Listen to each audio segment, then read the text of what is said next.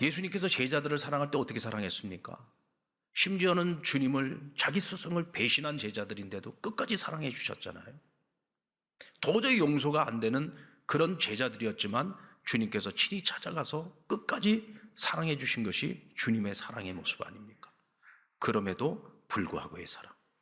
그러므로 오늘 우리 그리스도인들은 바로 이 그럼에도 불구하고의 이 참 사랑을 우리도 실천하고 그렇게 살아가야 되는 겁니다. 왜냐하면 우리가 그런 사랑을 받았기 때문에 그런 받은 사랑을 가지고 우리는 다른 사람들과의 관계 속에서 그런 사랑을 실천하면서 살아가야 된다는 거죠. 오늘 7절 말씀을 같이 한번 읽어볼까요? 사랑은 하나님께 속한 것이니 사랑하는 자마다 하나님으로부터 나서 하나님을 안다 했습니다. 사랑은 하나님께 속한 것이다. 사랑하는 자마다 하나님으로부터 나서 하나님을 안다. 여러분, 우리가 어떻게 지금 이 자리에 있을 수 있습니까? 우리가 하나님의 사랑을 받았어요. 그럼에도 불구하고의 사랑을 받았습니다. 그래서 우리는 그 사랑을 받았기 때문에 하나님이 어떤 분이신지를 아는 거예요. 그래서 우리가 하나님의 사랑을 받은 자로서 하나님을 경외하고 하나님이 기뻐하시는 삶을 살아가고자 힘쓰고 있는 것이고, 그래서 오늘 우리가 이렇게 하나님 앞에 나와 예배자의 자리에 앉아 있는 거죠. 하나님의 사랑을 모르는 사람은 하나님을 알 수가 없어요. 그러니까 하나님 주 안에서 살아가는 것이 아니라 하나님 밖에서 살아갈 수밖에 없는 것입니다. 오늘 저와 여러분은 하나님께 사랑의 빚을 졌어요. 예수님께 사랑의 빚을 졌습니다. 이제는 우리가 그 빚을 갚아야죠. 그 빚을 어떻게 갚을 겁니까? 주님께서 베푸신 그럼에도 불구하고의 사랑을 가지고 이제는 다른 이들에게 그 빚을 갚아야 되는 것입니다. 순교자 선영환 목사님은 자신의 두 아들을 죽인 원수를 양자로 삼았습니다. 그리고 그에게 주께서 내게 베푸신 사랑을 그에게 베풀고 실천하고자 애를 썼죠. 그런데 그의 고백록을 보면은요, 그 아들하고 같이 밥을 먹는데 밥을 씹는 것이 아니라 마치 돌을 씹는 것과 같다가 됐어요. 정말 포장 없는 진실된 고백인 거죠. 내가 주님의 사랑, 그 사랑에 빚진 자로서 나도 그 사랑을 다른 사람에게 실천함으로써 주님께 받은 사랑에 대한 내가 응당한 보답을 하고자 노력을 한 겁니다. 최선을 다한 거죠. 그런데 이 심정적으로는 그게 안 되더라는 거예요. 하지만 끝까지 포기하지 않고 그를 사랑하고자 몸부림을 칩니다. 그러니까 어느 순간서부터 용서할 마음이 생기기 시작했어요. 어느 순간서부터 사랑할 마음이 생기기 시작한 거예요. 그러면서 그를 양자로 받아들였던 것이 형식적인 양자가 아니라 진정한 아들로서 그를 받아들이게 되는 겁니다. 여러분, 우리가 하나님만큼 사랑할 수 있습니까? 예수님만큼 사랑할 수 있어요? 하나님처럼 사랑할 수 있습니까? 예수님처럼 사랑할 수 있어요? 만약에 내가 나도 그렇게 할 수 있습니다, 그만큼 할 수 있습니다라고 생각을 한다면 그건 여러분도 교만이죠. 위선입니다. 우린 죽었다 깨나도 그런 사랑 못합니다. 하지만 우리가 주님처럼 사랑하기 위해서 최선을 다해 볼 수는 있죠. 노력을 해볼 수는 있습니다. 결국 사랑이라고 하는 것이요, 내가 가지고 있는 그 한계선상에서의 그 사랑이 그럼에도 불구하고의 사랑이 될 수는 없어요. 그러나 그렇게라도 한번 해보려고 노력은 할 수 있습니다. 최선을 다할 수는 있죠. 그러다 보면 내 한계를 어느 순간 넘어서게 됩니다. 누가 우리로 하여금 그 한계를 넘어서게 합니까? 성령님이 그것을 넘어서게 하는 거예요. 하나님께서 우리에게 성령을 보내주셨잖아요. 내 안에 성령님이 계시죠. 성령님이 하시는 일이 뭡니까? 우리를 도우시는 거예요. 우리의 무엇을 도우시느냐? 내가 주의 뜻대로 살기를 원하는데 내 힘만으로는 불가능해요. 내 안에 있는 이 죄성 때문에 그렇게 살아갈 수가 없어요. 이때 성령님이 우리로 하여금 그 일을 해낼 수 있도록 도와주시는 거예요. 내가 주님만큼 사랑하고 싶습니다. 그런데 나로서는 그것이 불가능해요. 그러나 그렇게 살아보기 위해서 내가 몸부림칠 때 성령님이 나를 도우셔서 그런 마음을 갖게 해주신단 말이에요. 어느 순간서부터 사랑의 마음을 주시는 거예요. 참 사랑의 마음을 내게 주시는 겁니다. 이를 위해서 우리가 우리를 적대하는 세상 속으로 들어가서 사랑을 실천하기 전에 먼저 실천해야 될 사랑이 있습니다. 그것은 주 안에서 서로 사랑하자라고 하는 것입니다. 주 안에서 서로 사랑하자. 여기서 말하는 서로 사랑해야 될 상대는 우리를 적대하는 세상이 아니에요. 서로가 그리스도 안에서 환대하는 신앙 공동체 안에서 서로 사랑하자는 얘기입니다. 여러분, 너무 당연한 얘기인데, 너무나 당연한 얘기인데, 마땅히 사랑해야지 되는데, 근데 이 사랑이라고 하는 것이요, 말은 쉬운데 또 머리로는 이해가 되어지는데 그게 그렇게 쉽지를 않아요. 아니, 같은 하나님을 믿고 같은 예수님을 믿고 같은 성령님을 우리가 다 같이 모시고 살아요. 우리는 다 똑같이 하나님의 그 크신 사랑을 입어서 다 같이 그리스도인이 됐어요. 상남교회라고 하는 이 신앙 공동체 안에서 우리가 한 가족이 되어서 살아가고 있단 말이죠. 여러분, 가족끼리는 서로 사랑해야 됩니까? 사랑하지 않아야 됩니까? 당연히 사랑해야 되죠. 자, 예수님과 그 제자들이 3년 동안을 같이 동행했습니다. 같이 밥 먹고 같이 잠을 자고 같이 사역을 하고, 아니 이건 형제보다도 더한 거죠. 매일을 3년 동안을 같이 그렇게 동행한 거예요. 운명 공동체였다는 얘기입니다. 그 정도면 서로가 얼마나 뜨겁게 사랑을 해야 됩니까? 근데 예수님께서 제자들을 위해서 마지막 하신 기도가 뭐예요? 아버지, 우리가 하나 된 것처럼 저들도 하나가 되게 해주세요. 주님의 눈으로 볼 때 이 제자들은 3년을 운명 공동체로 함께 동행했는데도 불구하고 아직도 하나가 안 돼. 왜 하나가 안 될까요? 서로 사랑하지 않아. 서로 사랑이 너무 부족해요. 그러니까 하나가 못 되고 있는 거죠. 오늘날 한국교회가 세상 속에서 세상 사람들에게 은혜를 주고 감동을 주지 못하고 오히려 질책을 받을 때가 있습니다. 세상이 교회를 질책하는 이유 중에 가장 첫 번째 이유가 뭐냐면 너희가 서로 너희끼리 사랑하지 않는다. 너희는 항상 그리스도의 사랑을 얘기하고 사랑을 이야기하는 공동체인데 왜 너희는 너희끼리 사랑하지 못해? 라고 비판을 하는 거예요. 한때 한국교회 안에 얼마나 많은 다툼과 분쟁이 있었습니까? 교회가 갈라지는 일들도 많이 생겼잖아요. 그런 일들이 있을 때마다 세상은 교회를 보면서 혀를 끌끌 차고 손가락질을 했습니다. 적어도 당신들은 우리하고 달라야 되잖아. 교회에 대한 기대치가 크기 때문에 그만큼 교회의 그런 분열하는 모습들을 볼 때, 서로 사랑하지 못하는 모습을 볼 때 더 기가 막혔을 거예요. 당신들이나 우리나 뭐가 달라? 요즘 많은 청년들이 신앙생활을 하다가 교회를 떠나는 경우들이 많이 생깁니다. 그런데 그 청년들의 이야기를 들어봐도 별로 다르지 않아요. 교회가 사랑이 없다는 거야. 늘 사랑을 이야기하는 공동체인데 왜 서로 사랑을 하지 않는지 모르겠다는 거죠.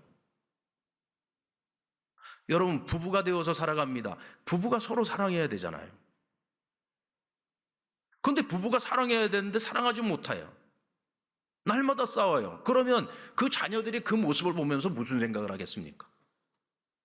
아니, 우리 아빠 우리 엄마는 사랑해서 결혼을 했는데 왜 맨날 저렇게 싸우는 거지?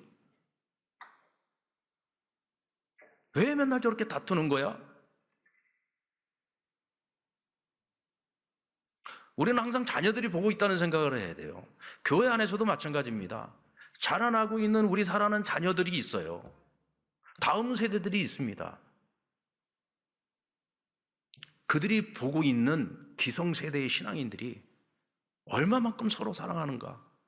그게 교회의 표식이거든요. 근데 사랑이 없는 교회는 더 이상 교회가 아닌 거죠. 저는 너무 감사한 것이 우리 상남교회는, 제가 우리 상남교회 부임하고 15년 동안 한 번도 자기 주장을 하면서 교회가 싸우고 다투고 분쟁한 적이 단 한 번도 없습니다.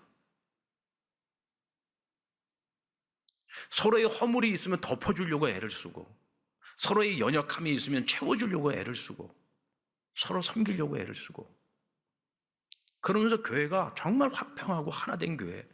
그래서 다른 곳에서도 상남교회 그러면 굉장히 건강하고 행복한 교회로 그렇게 소문이 나 있어요.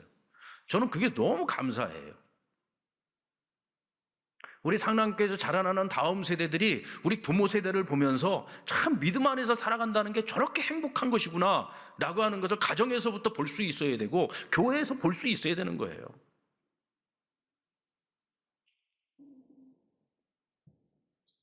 이를 위해서 우리는 정말 힘써야 됩니다. 우리끼리 주 안에 있는 사람들끼리 서로 사랑하지 못하고 서로 섬기지 못하고 사랑하지 못하면서 우리를 적대하고 있는 세상에 나아가서 하나님의 사랑을 어떻게 실천할 수 있겠습니까? 그래서 우리가 먼저 해야 하는 일은 우리 안에서 서로 사랑하는 것입니다. 사단은요, 수단과 방법을 가리지 않고 어떻게 해서라도 우리가 서로 사랑하지 못하도록 만듭니다. 미워하게 만들고 다투게 만들고 분쟁하게 만들고. 내가 만약에 그런 마귀에게 이용을 당한다? 내가 그런 마귀의 그런 전략에 내가 농락을 당하고 있다? 그것은 무슨 얘기냐면 하나님의 자녀인 내가 마귀에게 종노릇하고 있는 거예요. 우리 믿는 사람들이 절대로 그렇게 전락하면 안 되잖아요. 하나님께 기쁨이 돼야 돼. 하나님께 금식거리가 되면 안 되지 않습니까? 우리 모든 성도들에게 기쁨이 되는 성도가 돼야 되지 성도들에게 근심을 안겨주는 성도가 되면 안 되잖아요. 그래서 우리는 서로 사랑을 실천해야 됩니다. 근데 서로 사랑은 어떻게 시작될 수 있느냐? 낭비해야 시작이 될 수 있습니다. 사랑의 낭비는요, 서로를 변화시키고 세상을 변화시킬 수 있습니다. 서로 사랑의 시작은 어느 한 사람이 먼저 낭비를 시작할 때 가능해지는 거예요. 자, A라는 사람이 있고 B라는 사람이 있습니다. 두 사람이 다 그리스도인이고 한 교회에서 섬기고 있는 성도라고 합시다. A와 B가 있습니다. 근데 어느 날인가부터 A가 있지도 않은 이야기를 가지고 B라고 하는 사람에 대해서 자꾸 다른 사람들한테 이상한 소문을 퍼뜨려 가지고 B라는 사람이 알게 모르게 너무 많은 상처를 받은 거예요. 자, 누가 피해자죠? B가 피해자예요. A는 가해자입니다. 이 A라는 사람은요, 내가 잘해서 교회를 화평하게 해야 되고 모든 사람들에게 은혜를 끼쳐야 되고 이런 생각이 없어요. 그런 생각이 있다고 한다면 남의 얘기를 그렇게 함부로 하지 않겠죠. B라고 하는 사람하고 잘 지내보겠다는 생각을 가지고 있다고 한다면 절대로 B라는 사람에 대해서 있지도 않은 이야기를 가지고 거짓 소문을 퍼뜨리고 이 사람을 괴롭히고 힘들게 하지 않겠죠. 근데 B라는 사람은 이유 없이 당했어요. 그러나 이 B는요, 그럼에도 불구하고 하나님께서 사랑하시는 사람인데 어찌 내가 A와 적지고 살 수 있나? 내가 조금 손해보면, 내가 조금 더 희생하면, 내 감정을 조금만 내가 낭비할 수 있다면, 내 자존심을 조금만 낭비할 수 있다면, 그래서 B가 A에게 사과를 하는 거예요. 봐라, 내가 미안하다. 내가 다 잘못했다. 너가 그렇게 생각을 했다면 뭔가 나에게 문제가 있었겠지. 미안하다. 근데 제3자가 딱 보기에는요, 이건 말도 안 되는 거야. 당연히 A가 B에게 사과를 해야 되는데 B가 A에게 사과를 하고 있어요. 잘못한 사람이 피해자에게 사과를 해야 되는데 피해자가 오히려 가해자에게 사과를 하고 있어요. 이게 상식적으로 이해가 안 되죠. 그러니까 이건 말도 안 되는 일이라고 합니다. 너 왜 네 감정을 낭비하는 거야? 왜 너 자존심을 낭비하는 거야? 라고 얘기합니다. 그런데 여러분, 이 B라는 사람이 자기 감정을 낭비했기 때문에 A와 화해를 할 수 있어요. 교회의 화평을 가져올 수 있는 겁니다. A 같은 사람들만 있다고 한다면 그 교회는 날마다 싸울 겁니다. 날마다 상처받는 사람들이 생길 거예요.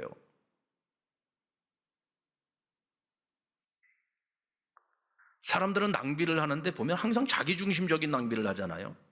나를 위해서 늘 낭비를 하고 살아갑니다. 하나님께서는 우리를 위해서 낭비해 주셨어요.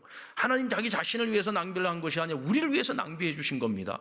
하나밖에 없는 독생자를 희생시켜서 저와 여러분을 구원하시지 않았습니까? 이것도 말도 안 되는 낭비 아닙니까? 왜 하나님이 그런 낭비를 하셔야 됩니까? 우리를 사랑하셨기 때문이죠. 그래서 우리를 구원해 주신 거예요.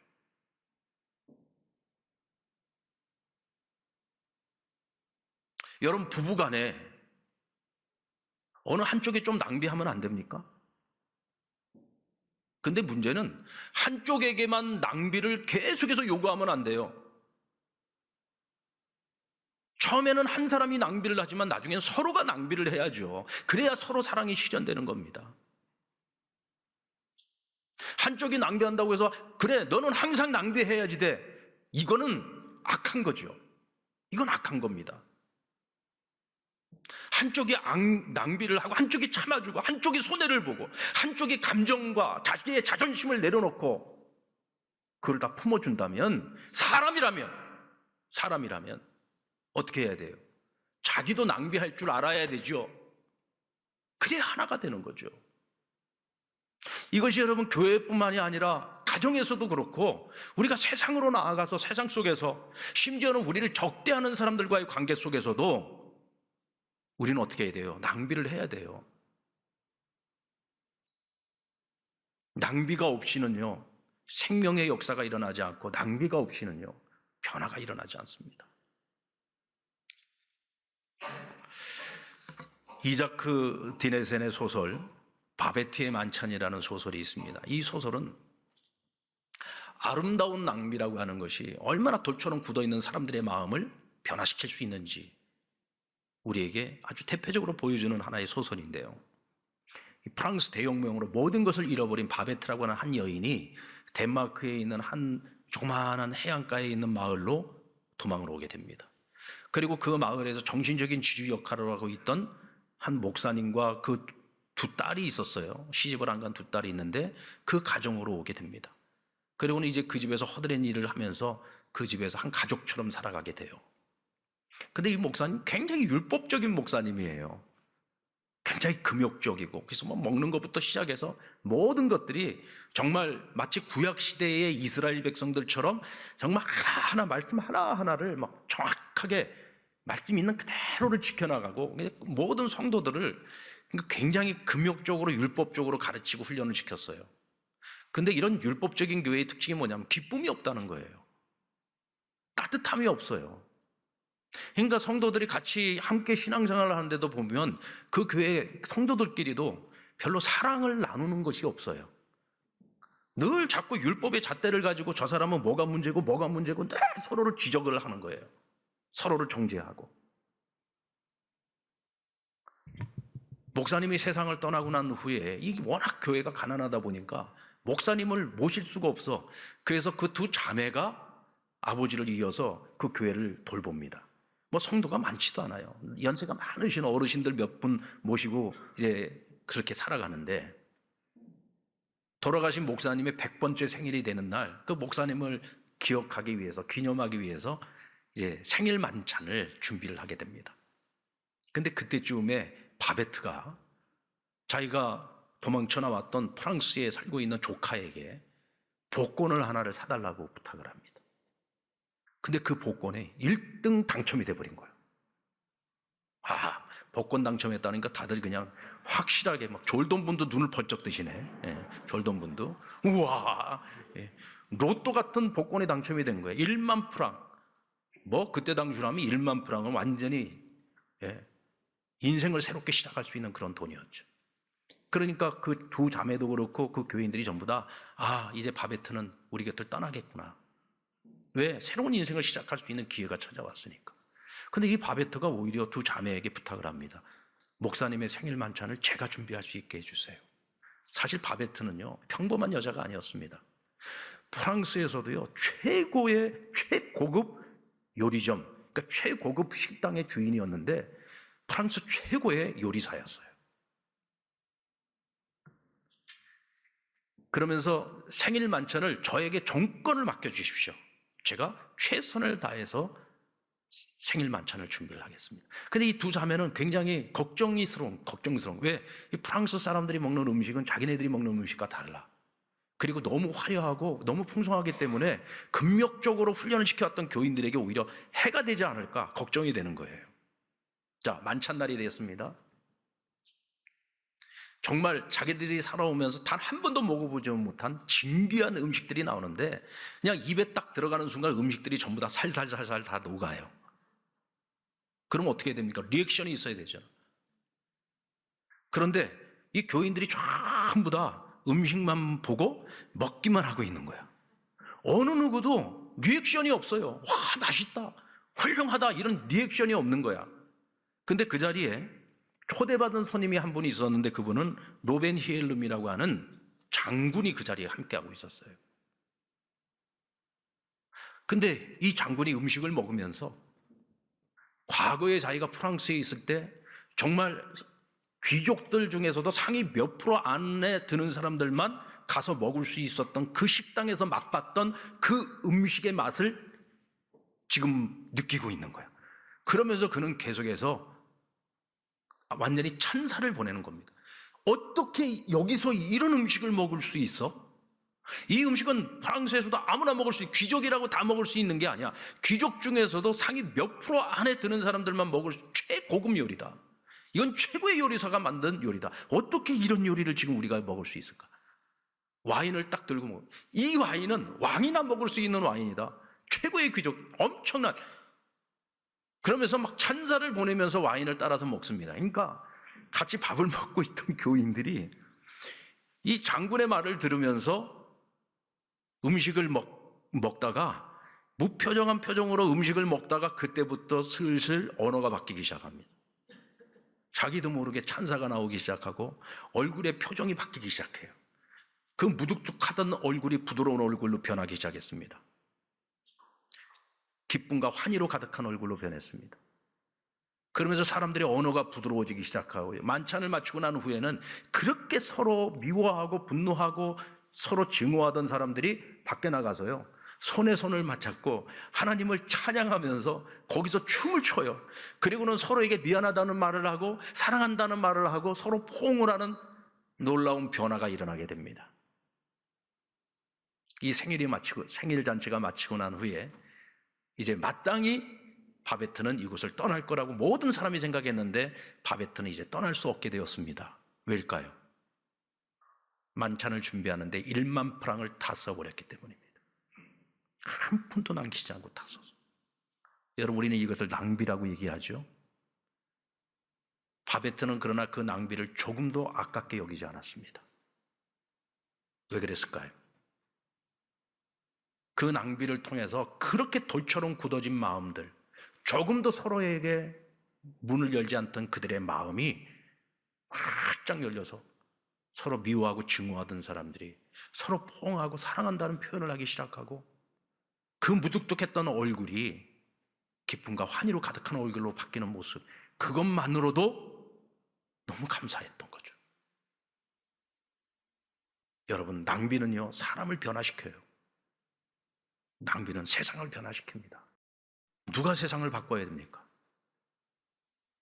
여기에 오늘 우리 그리스도인들의 책임이 있는 거죠. 왜? 우리는 하나님이 자기를 낭비하시는 그 사랑으로 오늘 우리가 변화됐잖아요.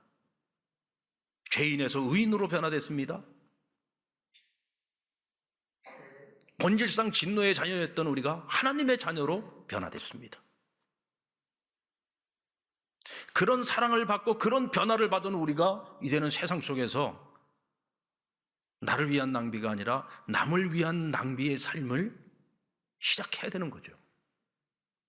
이때 여러분, 분명한 것은 세상이 변하기 시작한다는 겁니다. 이를 위해서 먼저 우리가 서로 사랑해야 됩니다. 우리가 먼저 서로 사랑해야 됩니다. 이 서로 사랑이 없이는 절대로 적대하는 세상에 가서 사랑을 베푼다? 이건 불가능해요. 하나님께서는 오늘 우리가 하나님이 우리에게 베푸신 사랑을 반드시 기억하기를 원하십니다. 그 사랑은 어떤 사랑이라고요? 그럼에도 불구하고의 사랑입니다. 그러므로 우리도 서로가 서로를, 그리스도 안에 있는 형제 자매, 우리 한 가족, 우리가 우리를 서로 그렇게 사랑해야 됩니다. 어떻게 해요? 그럼에도 불구하고 사랑해야 됩니다.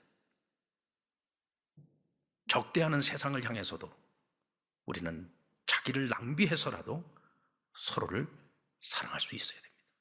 이때 하나님께서 기대하시는 지금보다 좀 더 나은 세상으로 변해갈 수 있을 것이고, 절망으로 가득한 세상에 희망을 불어넣는 그런 역사가 시작이 될 것입니다. 여러분, 나 하나쯤이야 하는 생각 버리고 나 하나부터 시작하면 세상은 변합니다. 그것을 오늘부터, 이번 한 주간부터 시작할 수 있는 저와 여러분 되기를 주의 이름으로 축원합니다.